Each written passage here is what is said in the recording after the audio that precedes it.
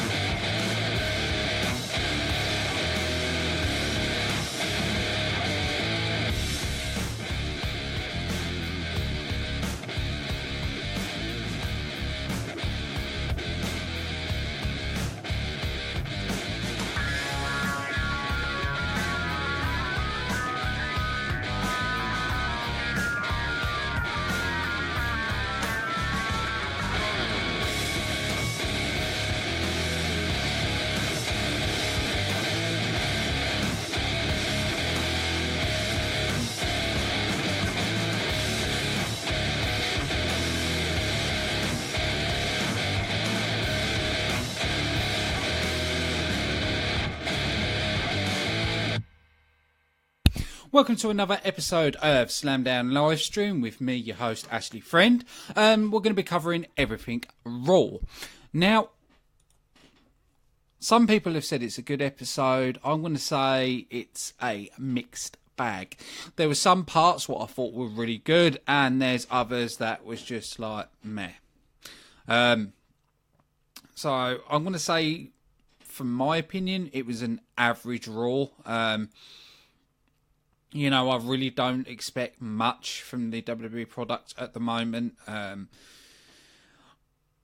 know some people might not like what I want to say now, but hell with it, I'm going to say it. I think they need to stop doing these tournaments. Now, I know the UK tournament was a big success and everything else, but I think they need to put more focus into Raw and SmackDown. I think they really need to work on these brands and get them as good as they used to be. I do think they need to really look at getting some new writers in. You know, someone that can bring them new material. But then again, I think a lot of it is Vince McMahon holding them back. If they escape that PG era, I think they would be better. You know, there's another problem with Backlash that I didn't realise till after I did the show was none of the matches had a stipulation. None of them were special. They really need to pull away from having special pay-per-views. For example, like Hell in the Cell, Money in the Bank, Extreme Rules. You know, I think they need to go back to having just a normal pay-per-view name, like Armageddon, Bad Blood. Go back to that, and that way you can have any special match you want in there. It doesn't matter. Because of the way it's set out, we know we're going to get TLC once a year. We know we're going to get Extreme Rules once a year. And it's a bit like, why? You know, me personally, they could do TLC a couple of times through the year. Without overkilling it. You know, because when you look at Backlash, there was no stipulations. There was mainly all single matches, and it got kind of boring.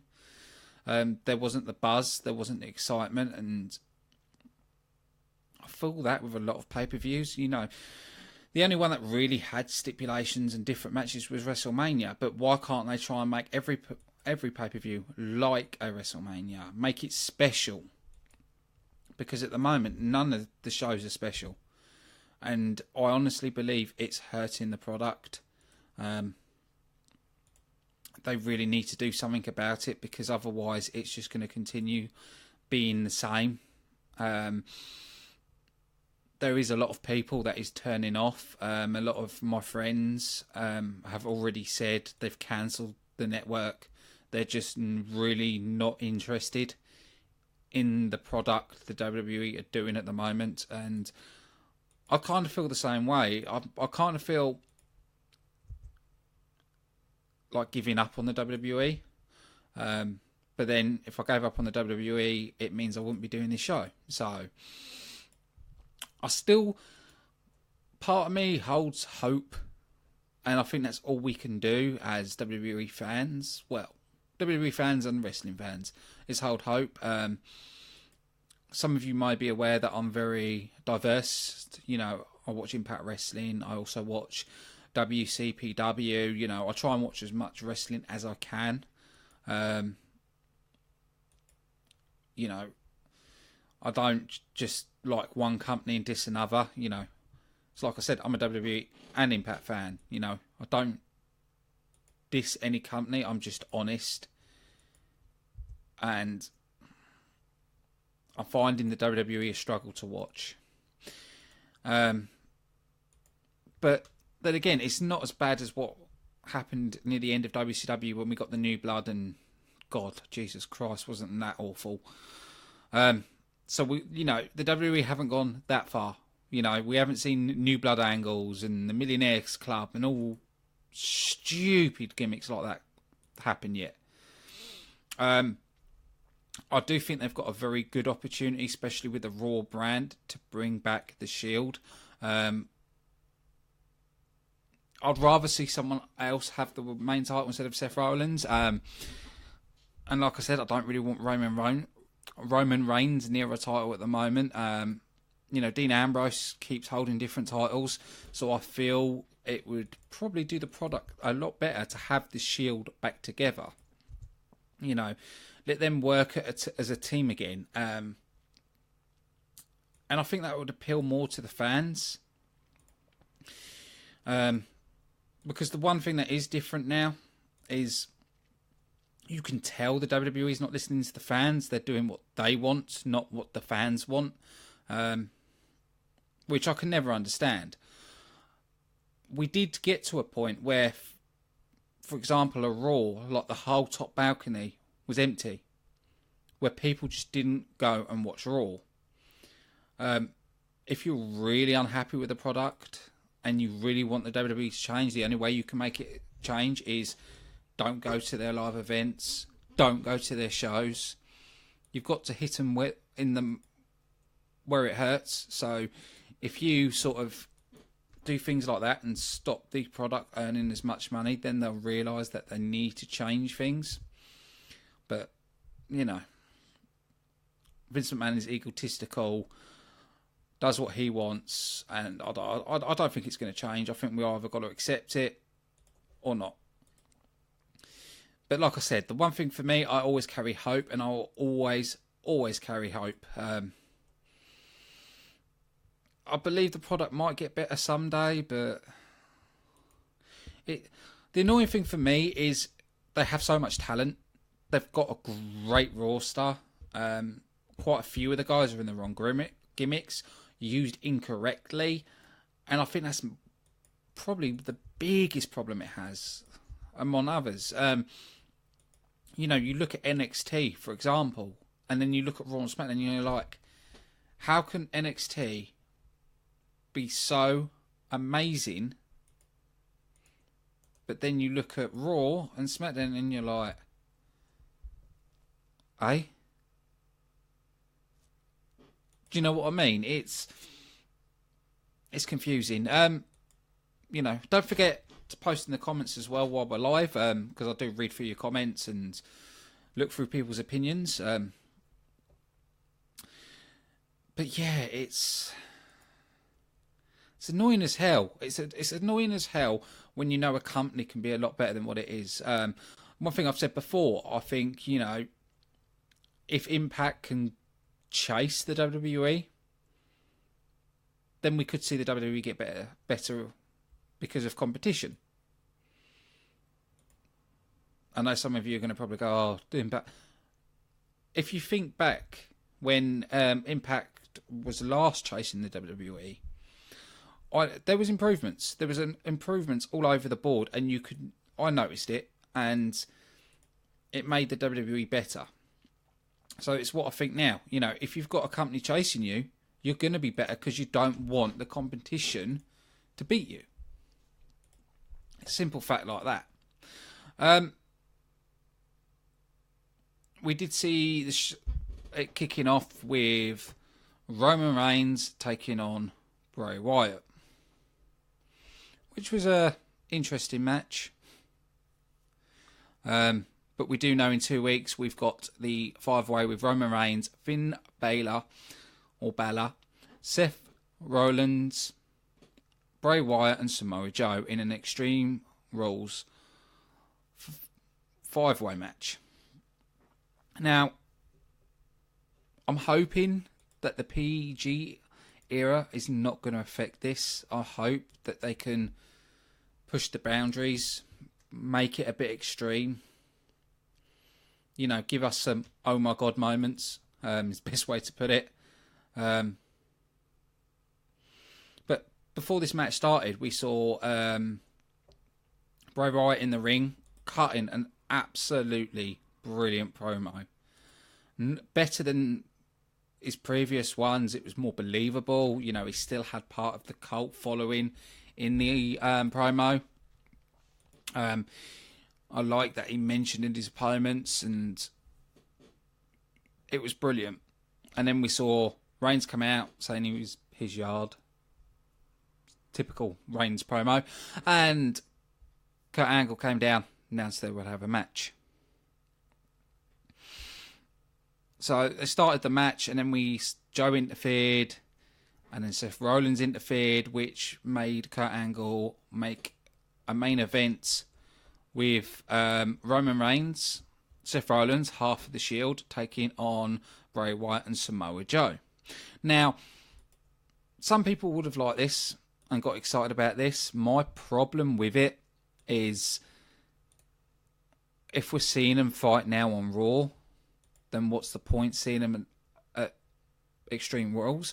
And now, don't get it confused. I'm not saying that we wouldn't look forward to Extreme Rules. What I'm saying is, if these people didn't go against each other and they didn't have proper matches, we just saw attacks and things like that, and then we'd be like, oh my god, here it goes. It's Extreme Rules. They're all in the ring together, finally. Putting them in tags, and we're seeing them go against each other. And I see someone is in the comments is excited about the women's tournament. I'm excited, but I think they need to sort of spend more time working on Raw and SmackDown. I think they really need to. I think it needs a lot of investing. I think they need to put more focus on that, then keep splintering off and doing different things. I honestly believe that. But, you know, it's like I said, they've got a very talented Raw star, and it feels like a lot of the guys they've got, they don't know what to do with them. Well, that's how it feels for me anyway. But like I said, we saw two of the Shield brothers together on Raw. You know, and they've got Dean Ambrose on Raw, so there is no reason why they can't reunite the Shield. It needs to be done. It adds that's something else to Raw. And it might even stop the fans booing Roman Reigns. I know it'd probably take a lot more than that to stop booing Roman Reigns, but it's a start. Because God, at the moment, I'm boring. Roman Reigns bores me. And I think the Shield might even be better now.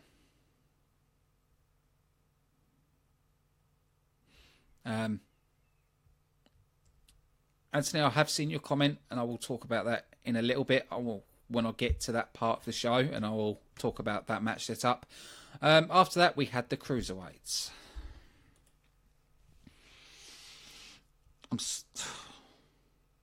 I've said this repeatedly on this show. Why change the ring purple? Why? There's no point. It's Raw. The Cruiserweights are on Raw. Why change it purple? God's sake. It's like if SmackDown thought, it's US title. We've got to make the ropes US colours. We've got to put US things everywhere. It's just pointless. Really is pointless. It's like saying, oh, it's the women's match. Let's make everything pink. Do you know what I mean? It's the brand is Raw. We're watching Raw. Why change anything? Never get my head round why they have to change everything. It's one thing that annoys me. And they need to stop doing it. Big time. Need to stop doing it. Just like another comment like Anthony's just said. Keep the ropes and everything else for Raw and just do the purple thing for 205 Live. Which is what they should do. You know, it's... I can never get my head around it. Match itself was a really quick match. I didn't kind of get why they kept going backstage to Brian Kendrick. Like, the question I want to ask is, how did he hear Michael Cole? He didn't have an earpiece. I clocked that straight away. There was no earpiece. So, can he hear Michael Cole shouting from a distance? Do you know what I mean? You know, that's the one thing that bugged me, is how's he hearing Michael Cole? You know, I think it was just stupid. You know, it took away from the ring action, you know, from the ring, and then backstage to him, to the ring. No, don't do that. It takes away from the action. This is one thing I've always said for a long time. I hate adverts in between matches. I hate it, I hate it, I hate it. I think it's one thing that needs to, you know, can't they go to an advert after a match? Not in between matches. That is one of my pet hates. Like I said, it annoys the hell out of me. But like I said, it was a quick match. Torashi beat Davari. There was nothing really special about it. After that, we saw the Drifter. We've seen the Drifter for quite a few Raw shows, floating around backstage, just walking around past people, just playing the guitar. And we saw backstage that Kurt Angle told him that he's got a match tonight against Dean Ambrose. Now, I know a lot of people have been sceptical about this guy when he was in NXT. Him and Dean Ambrose put on a solid match. It wasn't really anything great, but it wasn't anything bad either. It was just solid. I can't see him being a top guy, but I can't see him being a jobber either. He's hard to judge at the moment. I think it needs more time to see him in ring, because I haven't seen his in-ring performance in NXT, because I just haven't had time to watch NXT at the moment. So I will wait and see before I judge him too quick. But we saw the Miz was on commentary and interfered in the match, attacked the Drifter to give Dean Ambrose the loss. Because of that interference, it said Dean Ambrose lost the match via disqualification, and announced the winner was the Drifter, which was more of a warning shot to Dean Ambrose for Extreme Rules, which I thought was quite clever. I quite like that. It was well done, to be honest. I think that was brilliant. This is why I said the show was a mixed bag. You know, you had some stuff that was brilliant, and then you had some stuff that was just goddamn awful. And the Miz interfering, personally, I think was brilliant. You know, I don't think they could have done it better any other way. Now, my favourite bit of the show. Paul Heyman coming down to Finn Baylor. actually praising Finn Balor's work, which I thought was a bit weird. I thought, is this going to be a heel turn? Is Paul Heyman going to be an advocate for Finn Balor? I still think it could go down that way. I do reckon Brock Lesnar's time is coming up with the WWE. I really can see the next move. Because, I'll be honest, Finn Balor, he's not a great talker. He's not. He's not the worst. He's just not great, in my opinion. So, I can actually see them turning him heel and Paul Heyman being his advocate and then dropping Brock Lesnar. Because to me, out of Brock Lesnar and Paul Heyman, it's Paul Heyman I'm interested in. It's Paul Heyman that I enjoy his promos. You know, to me, I think Brock Lesnar is very limited in his moveset. He's just a big, boofy powerhouse. There's nothing that really interests me in Brock Lesnar. I felt like that for a little while about him. And so, honestly believe that wouldn't be a bad move, in my opinion. But back to the point, he was praising Finn Balor, and basically Finn Balor says he would be coming for Brock Lesnar. Now, to me, would be an amazing matchup. I want to see Brock Lesnar taking on Finn Balor. Out of everyone in there, or Samoa Joe taking on Brock Lesnar. Because you can see Brock hitting some submissions, you can see Joe hitting submissions on Brock. You know, I think it could be a really good match. And I'm just going to hope that we get to see that. But out of the two, definitely want Finn Balor to go against Brock Lesnar. You know, he's the only person, well, him and Joe is the only two that I think could actually beat Brock, as long as it's done correctly.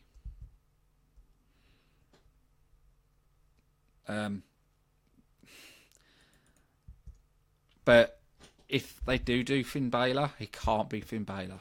He's got to be the Demon King.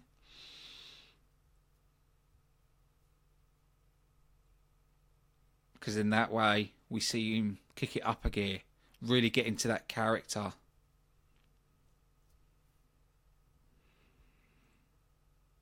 What do we have after that? I have watched the show. I'm just reading through my notes. After Paul, well, as Paul was getting out, the club came down. We was going to see Finn Balor taking on Carl Anderson.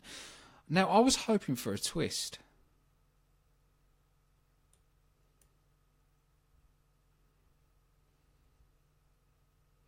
I really was hoping for a twist. I really wanted to see the club turn face and join Finn Balor. I really wanted that to happen. You know, I'm surprised they're not using the club yet. I know we had a little bit when there was AJ Styles in the club, but I think they really need to put the club together. You know, if you think of the success Japan had with the Bullet Club, and still having with the Bullet Club, it'd be silly not to capitalise on it. And I think the WWE need to start thinking about putting the club together, because they could be built right. And I can see it getting over with the fans big time. Honestly can see that. But, you know, it's the WWE for all, yeah. We'll just have to wait and see what comes next. You know, we can't... Well, a lot of the times we can sort of guess and work out what they're doing. But we saw Finn Balor getting the victory in that match. It was a good, solid match. Now we saw Sasha Banks taking on Alicia Fox.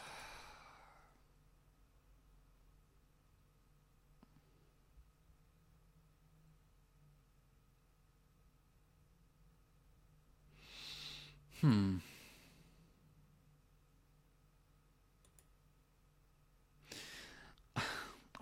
don't like Alicia Fox.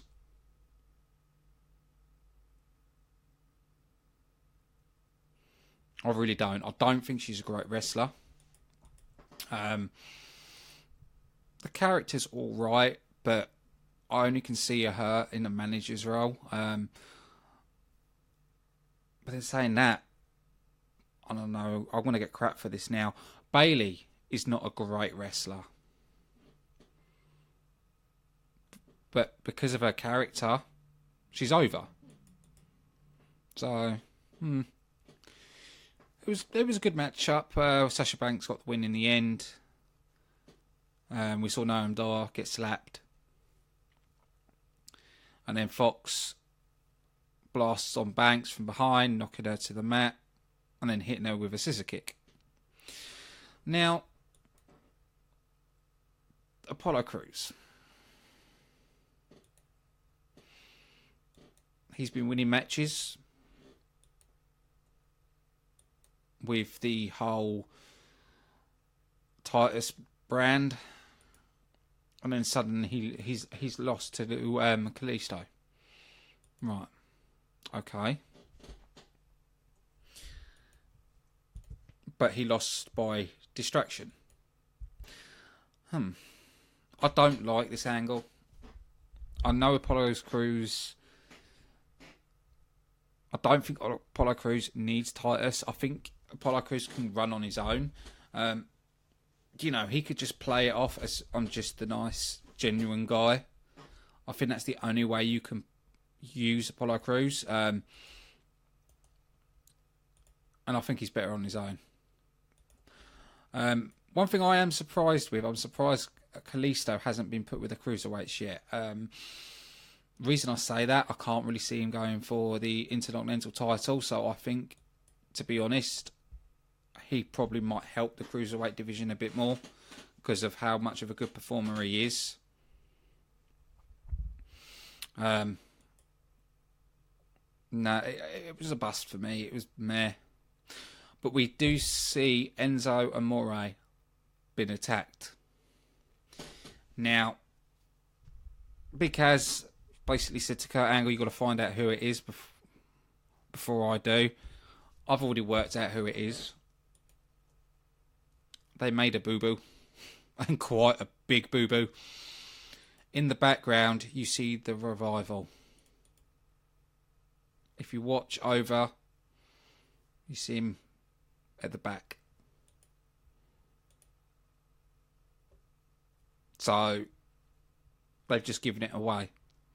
Or, they could have just been in the background and it wasn't them, and it was Big Kaz. Now, I'm hoping it's Big Kaz. I just don't think Enzo Amore's wrestling ability is up to scratch. And Big Kaz is a better wrestler. I can see this group being split up. I really can. I'm still on the fence if I want it to split up or if I don't want it to split up. To be honest, I can't call it. But I do feel like they're getting a little bit stale.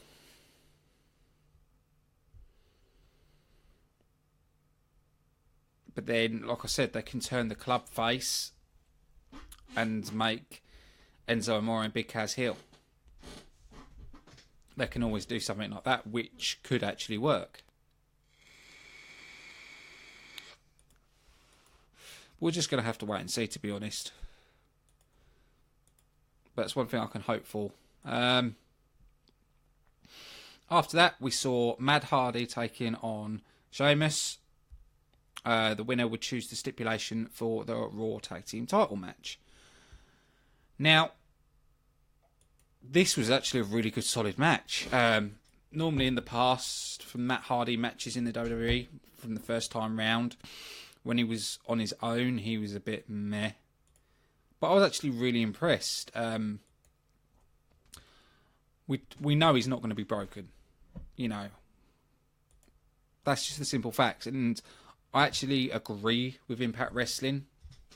I know some people are going to say, "Oh, but we want the broken character." I've said this before, but Cody Rhodes, he left. He's not allowed to use the Rhodes name. Not allowed to do it. Do you think the WWE should be nice and let him have the Rhodes? Because if you say the Hardys should be allowed to be broken, then sorry, Cody Rhodes should be allowed to be Cody Rhodes.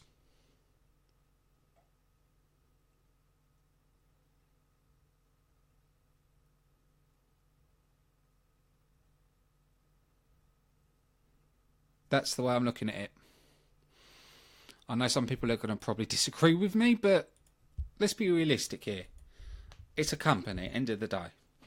Yes, Anthem wasn't in charge when Broken start, but they were still under an TNA or Impact Wrestling contract.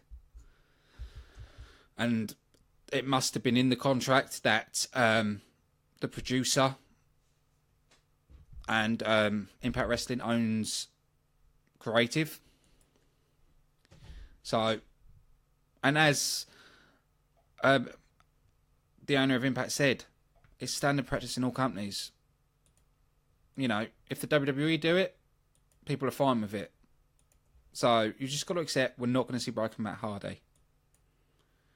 And he's even said that the WWE haven't even spoken to Impact Wrestling. So that obviously shows the WWE are not interested in the gimmick. So you're just going to have to leave it at that.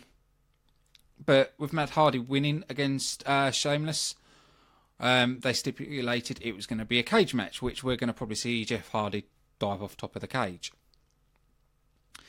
After that, we had Austin Aries taking on Tony Nese. Austin Aries is a good performer, but I'm not seeing the best out of Austin Aries. I think it is the way they're using the Cruiserweights. You know, I haven't seen him use the Brainbuster anymore, which annoys me. Because, you know, you used to see him do the running drop kick into the corner, hit the Brainbuster, and then go into the last chancery. It made his finisher look more epic. Excuse me.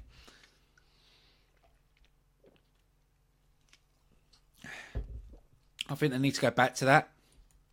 I really do. It was an alright match. After the Austin Aries won the match, we saw Neville get in the ring, put Tony Nese in a finisher and looking at Austin Aries. And then after that, we saw Raw Women's Champion Alexa Bliss taking on Mickie James. After Alexa Bliss got the win with the DDT, got a kendo stick and brought it into the ring. Now, I really don't like Bliss's finisher, the DDT. I preferred the finisher she used before from the top rope. Can't understand why she's not doing that move anymore and they've just stuck her with a DDT. Don't like it. In my opinion, I don't think the DDT is good to use as a finisher because it is just a quick DDT. But we saw her struck Mickie James with a kendo stick, which led to Baylor coming out. Managed to get the kendo stick off Alexa Bliss. Alexa Bliss rolled out the ring, managed to get away. See, from the way they've done this card, you'd think that Extreme Rules is next week. After that, we saw Bray Wyatt, Samoa Joe taking on half of the Shield with Roman Reigns and Seth Rollins. I've got to admit, this was a bloody good match. Couldn't take my eyes off it. You know, this was probably the saving grace to Raw, in my opinion. That's the best way I can really put it. It was the saving grace. With a lot of stuff being just goddamn awful. A lot of good moves, a really good, solid performance by everybody in that match. I I'd rather have not seen this match, to be honest. I'd rather this happen just at Extreme Rules, so then there's more of a build up to it. But no, it was a good match. And it also after the match, we saw Kurt Angle. Actually, I didn't tell you who won this. We saw Bray Wyatt and Samoa Joe get the end victory. Samoa Joe got Bray Wyatt back by putting submission in Bray Wyatt for payback for last week. After the match, we saw Kurt Angle backstage by the Tron in a weird angle, announcing that next week Roman Reigns will be taking on Seth Rollins. Bray Wyatt, Samoa Joe, Finn Baylor will be going on in a three-way. Okay, so Samoa Joe, Bray Wyatt will probably team up to take out Finn Baylor, and so on. I'm going to call Raw average. It's the best way I can describe it at the minute. It is just average. That's the only way I can describe it. It was just an average show. I still hope that it's going to be better. I hope the WWE can improve. Sort of looking forward to SmackDown, but we'll just see how it goes. So I want to say a big thank you to everybody watching. Thanks to everybody that's commented.